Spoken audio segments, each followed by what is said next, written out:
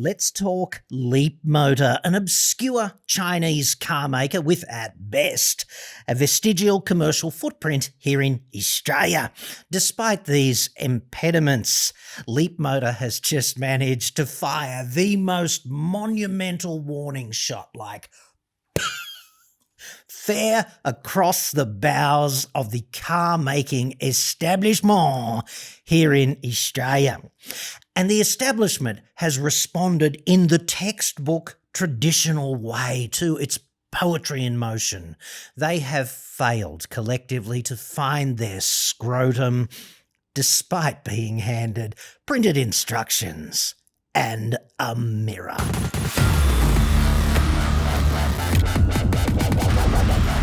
Last week on Remembrance Day, the 11th of the 11th, Leapmotor Australia fired the epic warning shot, highlighting to industry observers, and hopefully you as well, the best thing about Chinese car makers. It is lay down misère, the best thing about the advent of the Chinese car maker. I'm just going to read from the executive summary of the release, and I want you to see if you can discern what this best thing is. I'm just going to give you 2 bullet points and the headline, dude. Here we go. 11th of November, Leapmotor Australia unveils new features with C10 over-the-air update. Now, for disambiguation, the C10 is not an aircraft, and I guess they didn't call it the C4 because the construction and mining industries already had that one trademarked. It's a medium-sized SUV that's available as an electric vehicle or a plug-in hybrid, which I think they call a REEV, a range extender electric vehicle. So anyway, it's like a CX-5 Tucson Sportage competitor kind of thing, although numerically not really. We'll get to that. Here are the bullet points though, right? New integrated dashcam feature. Dashcam recording using 360-degree cameras, saving footage directly to USB while driving. Now, this is an update delivered over the air. There's no physical change to the car, right? Bullet point number 2. ADAS refinement and combined memory settings. A new user combined memory setting allows drivers to save presets for selected ADAS and driving modes, which can be activated via a customizable steering wheel button. Now, just digest that. They're adding a 360-degree camera, or at least that functionality, because all the hardware was already there, and they're tweaking the ADAS. So my question to you, and here's some thinking music, what's the best thing about Chinese car makers and having them start up in Australia? The infamous fat man in red is preparing for his annual home invasion spree already. So what a grand time to ensure that you go on the nice list. Or even better, the naughty list. If you're extremely fortunate, Manscaped can help with the Performance Package 5.0 Ultra, Santa's little helper for keeping evolution under control. Starring the Lawnmower 5.0 Ultra, a grooming powerhouse with 2 interchangeable skin-safe blade heads, the trimmer blade for precision and the foil blade for polishing things off during the upcoming festivities. Imagine pruning your Christmas tree this year. The tree does always look its best when the undergrowth is neat and tidy. I am reliably informed, so naughty list, here we come. Check the big LED spotlight. Take that, dingy shower. Plus, it's waterproof. You get 3 combs for designer stubble, anywhere up to 12 millimeters in length. It's USB-C rechargeable, and it runs up to 60 minutes on a single charge. And there's a travel lock, so it won't groom your laptop in the overhead locker. Overall, an entirely well thought out instrument for precision personal presentation. You also get the new Weed Whacker 3.0 Pro, so nose hair, ear hair, unkempt eyebrows, they don't stand a chance. There's an updated rotary dual blade system with skin-safe technology, plus a new eyebrow trimmer attachments. Goodbye, monobrow. Plus, it's waterproof and it also has a travel lock. The performance package also rocks Crop Soother Ball Aftershave Lotion and Crop Preserver Anti-Chafing Ball Deodorant, which are both somewhat self-explanatory. It doesn't get more festive than that. Or maybe it does, because there's 2 free gifts. Dude! Boxes 2.0 and the Shed 2.0 Premium Travel Bag. All of a sudden, you might just need a bigger tree. These Boxes 2.0 are awesome, right down to the meticulously crafted jewel pouch, which keeps the valuables snugly ensconced. The Performance Package 5.0 Ultra from Manscaped will get you on that list. It's a done deal. Go to manscaped.com/AutoExpert now and use my promo code AutoExpert and you'll get 15% off your entire order at checkout. That's 15% off with promo code AutoExpert at manscaped.com/AutoExpert. Manscaped. Control the undergrowth, emphasize the tree. It's never been easier to find yourself on the right list these holidays. Okay, so when you look at the Australian car market so far this year, 2025, for the year to the end of October, the top 6 car makers, can you think who they might be by sales volume? The top 6, I'll give it to you in order. Toyota, Ford, Mazda, Kia, Hyundai, Mitsubishi. They're followed by GWM, BYD and MG. Those latter 3, all Chinese car makers, all suddenly in the top 10. And rounding out the top 10, Isuzu Ute Australia. So there's that. Toyota, Ford, Mazda, Kia, Hyundai and Mitsubishi, with a combined sales volume of 543,000 units. That's a big chunk of the pie, right? They've got a lot of momentum, huge commercial footprint, and you would think lots of power to do essentially whatever they want. Leapmotor, by comparison, sells about, 50 or 60 cars a month so far, which is fair enough. They're only just getting out of the blocks, I suppose. They're not a threat in a tangible, commercial way. Total sales so far this year, 516. Not 516,000, 516. So those top 6 establishment players are roughly 1,000, a little bit more, but roughly 1,000 times bigger than Leapmotor. And yet Leapmotor has just managed to do something that those big, fat, lardy-ass chumps cannot. And that would be this miraculous new over-the-air functionality adding and feature tweaking, right? Now, I'm not saying Leapmotor is the first to do this. They're not. Tesla has had over-the-air updates for donkey's years now. But this is pretty slick, right? Now, and the big challenge, as I see it, for these big, lardy-assed car makers in the top 6 in particular is inertia. Now, inertia is what kills you if you step in front of a train, right? It's a property of mass. And the flip side of inertia is that it gives rise to momentum, right? So if you step in front of a train, it's got so much inertia that you can't turn it around and you can't change the direction. It's just going to go over the top of you and it's not going to feel a thing, right?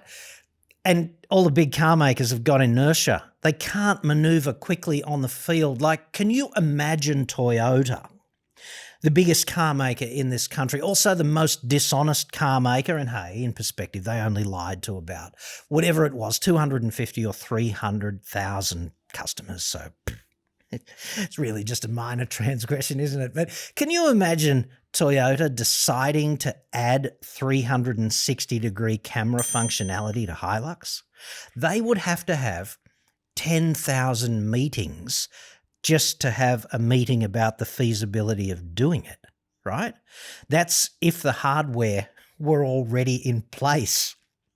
And let's face it, Toyota's probably still having meetings about whether or not to add wireless Apple CarPlay or wireless Android Auto or both to Hilux, probably in about 2035 or something, because that's how they roll. The king of frickin' mediocrity. So as I see it, what's happening here is this miraculous flexibility, sort of tactical maneuverability that these smaller, more agile companies have. The hardware's already there.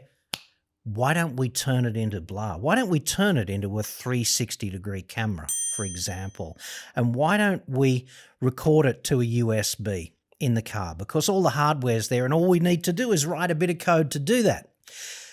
These cocks in the establishment, what they do is they would have a meeting about doing that, but only with the next model, right? Not with the car that you've already got, because they don't give a shit about you once you've bought the car. They want you to buy the next one. And the carrot to buy the next one is the features, right? And the features are cheap, a few lines of code and essentially the same hardware inside the same OS. And here's your 360 camera, but you've got to buy the new one. So you've got to sell your old one and you've got to cop a $30,000 loss on it because depreciation. And then you buy the new one and it's got these features or those features. And Toyota is a bad example of this because their vehicles are objectively outdated in comparison to the competition. But the Chinese, what they're doing is they're actually adding features to cars that customers already own. Heaven forbid, right? That's almost a breach of the car maker code of fucking ethics, if that's not a joke. So that's going to erode the commercial footprint of the big top 6 car makers much faster than I think they're prepared to accept at this stage, because they don't view the likes of Leapmotor as a threat. Now, I just want to get into this press release a little bit more because it is really very interesting when you look philosophically at the difference between Chinese car makers and the establishment. And I'm not saying go and buy a Leapmotor because that's objectively ridiculous. It's objectively ridiculous because you'd be a lab rat in a mad experiment. Leapmotor is kind of nowhere commercially, and they could go tits up at any point in time, leading you with a valueless proposition that can't be maintained or sold because no one wants it, kind of thing. So don't go and buy a Leapmotor, but have a look at what's happening in the market because the establishment really is going to struggle with this. Anyway, Leapmotor's main body of their press release, I'm just going to read it directly to you, says 11th of November, Melbourne, Victoria, Leapmotor Australia is pleased to announce the rollout of its latest complimentary over-the-air software update. So this is free, right? You don't have to buy it. Not only are they upgrading the frickin' car you've already bought, but they're doing it gratis. Okay, like Jesus Christ on a cross up on the top of a hill one day. That, like, imagine Toyota doing that. Imagine Mazda doing that. You've got to be kidding. They're still not even having meetings about it. But one thing's for sure, they wouldn't do it for free. Not a chance in hell, dude. You'd be paying way over the odds like you've always done for things like in-car sat-nav, even though Google Maps is better, objectively better. It just is. It's continuously updated, the nav functionality, the search functionality for the location. Find me the nearest massage therapist or gun shop. That's all you've got to say. And Google Map goes, brrr, ding. There you go. Nearest massage therapist, 400 meters down the street, turn left, kind of thing. Complimentary over the air. Software update for Leapmotor C10 vehicles. That's their medium-sized SUV. You can have it as a battery electric vehicle or what they call the range extender electric vehicle. It's a plug-in hybrid, about the same size as C10 Tucson Sportage, and also around 160 kilowatts, so not shabby. in the straight line performance sweepstakes. Okay. Enhancing both battery electric vehicles and range extender electric vehicle variants, customers must connect their vehicle to Wi-Fi to download the update, just like your freaking phone, I guess.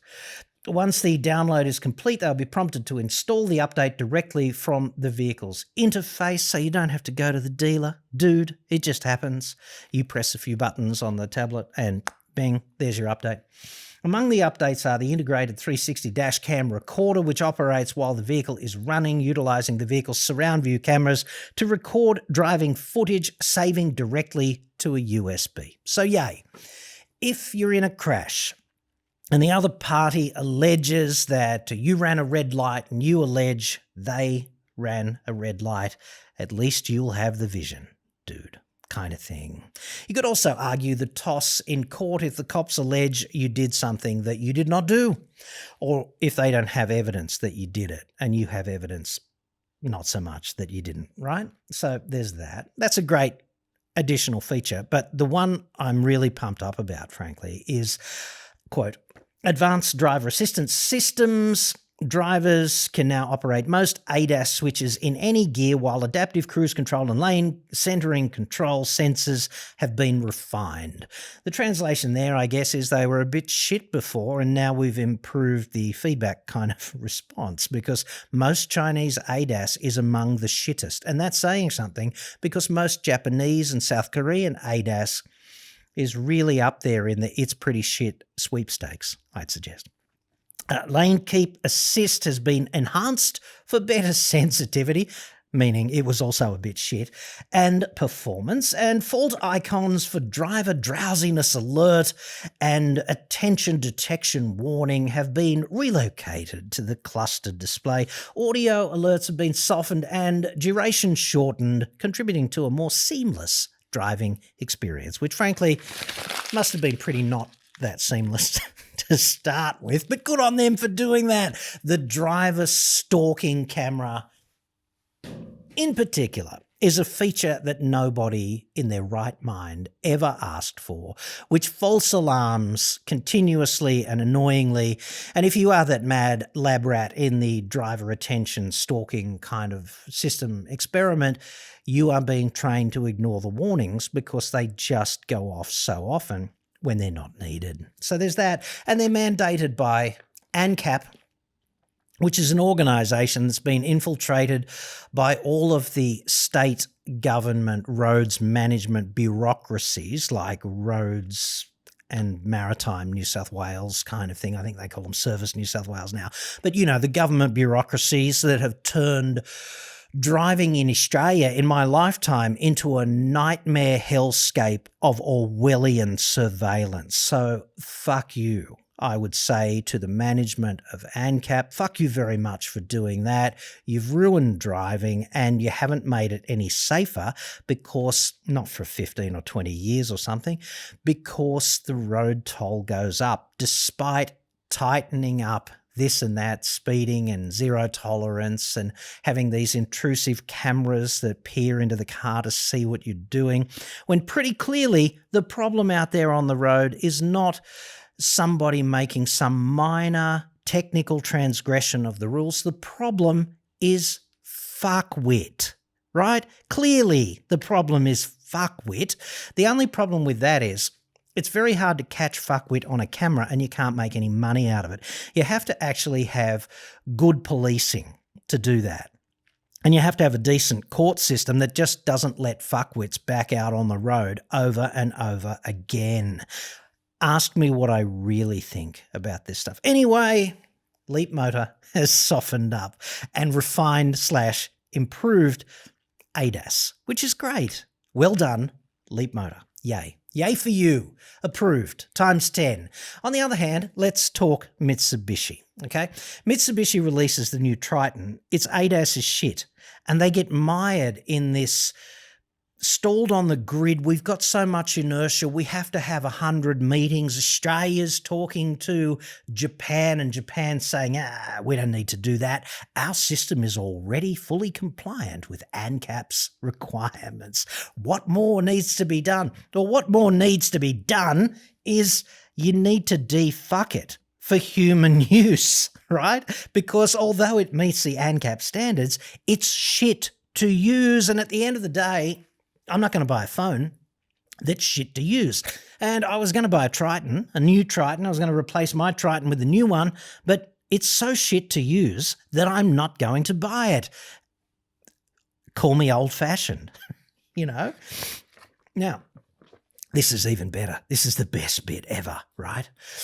A new user-combined memory allows drivers to save presets for selected ADAS and driving modes, which can be activated via a customizable steering wheel button. This is brilliant, okay? One of the things that's so shit about ADAS is that it all reverts to on every time you start the car. And this is those assholes at ANCAP and their counterparts at Euro NCAP mandating that you do that if you want a 5-star safety rating, which they all do because they can't sell their shitbox to the fleets without the 5-star. So ANCAP and Euro NCAP have these rules that say all of that annoying shit has to turn on every time you start the car. So this is pretty smart, right? Leapmotor has organised it so that you can sit down in your driveway for 10 minutes or 15 minutes and say, no, I want that annoying shit off, and I want that annoying shit off, and I want that annoying shit off. Save that to that button. So you start the car, everything reverts to on, like the nightmare hellscape that all of these trumped up bureaucrats that run ANCAP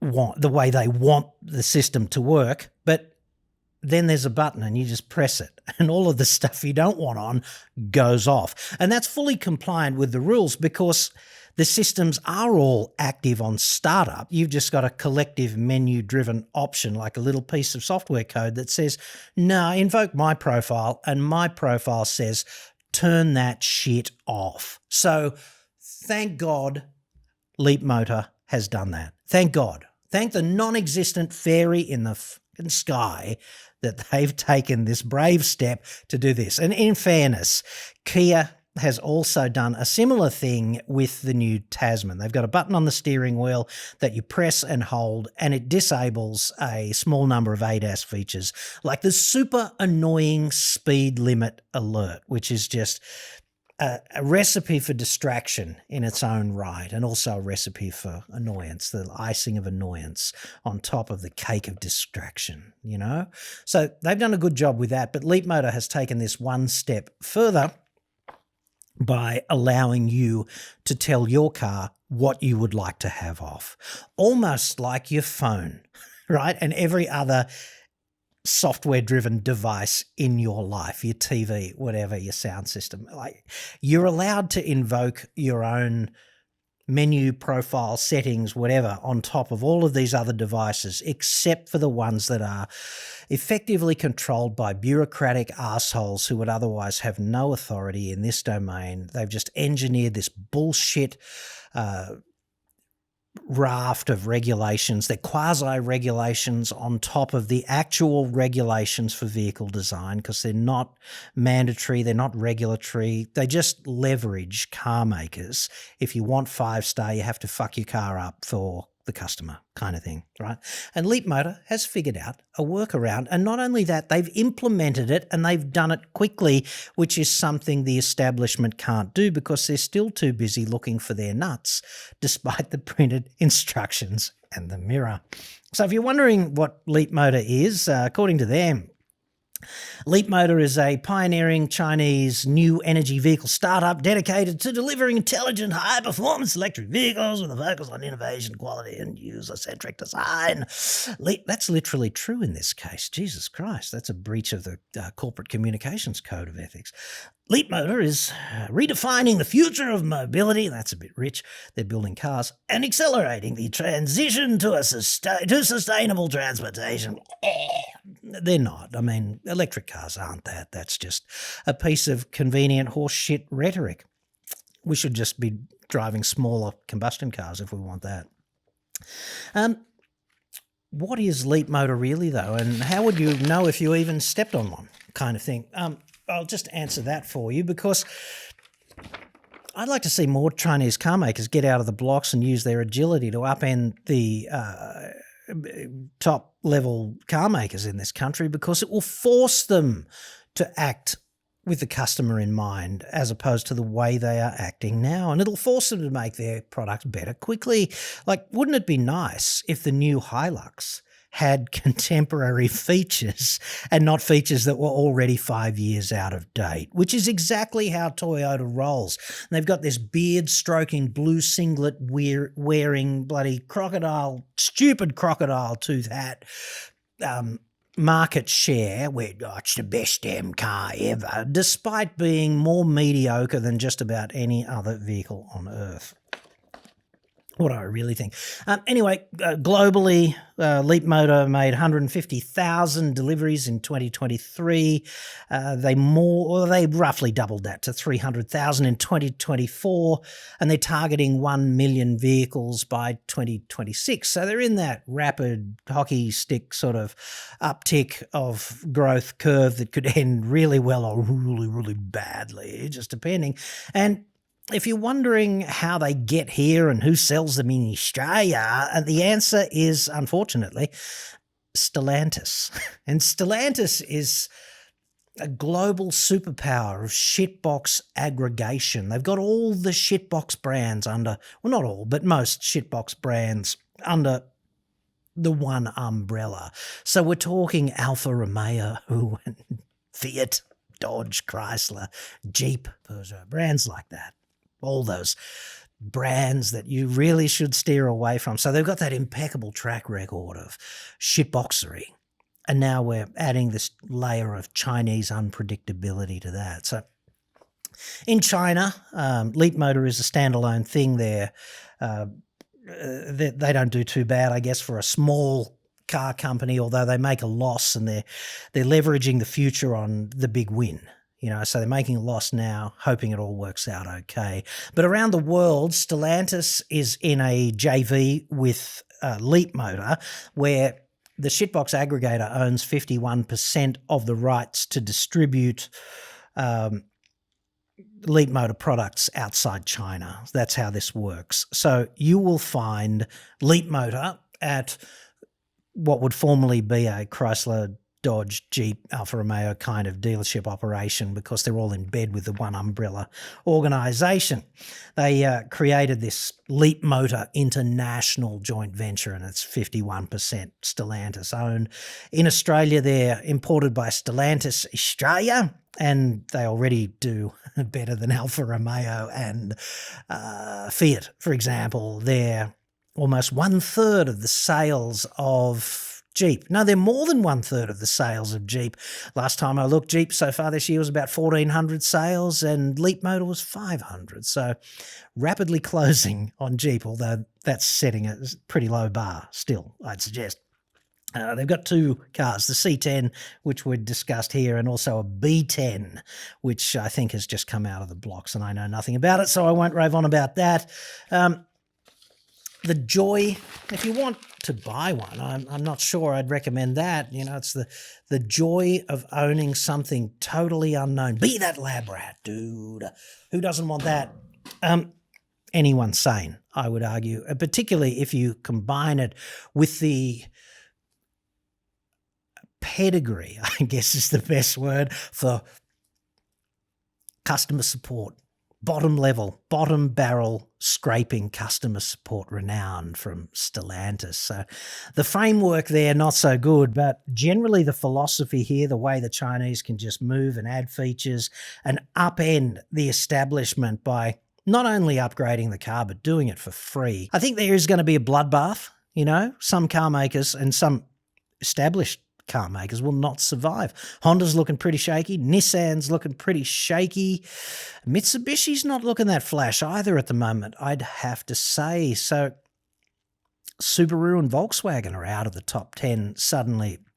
in Australia, and they're not looking like they've achieved neutral buoyancy at a lower level. They're sinking lower and lower and lower. So it is going to be really interesting. By 2035 or something, the landscape will be completely different. But I'm wondering if that's actually not just a really, really good deal for you in terms of what I would call actual support for vehicles that are in service now and still reasonably current.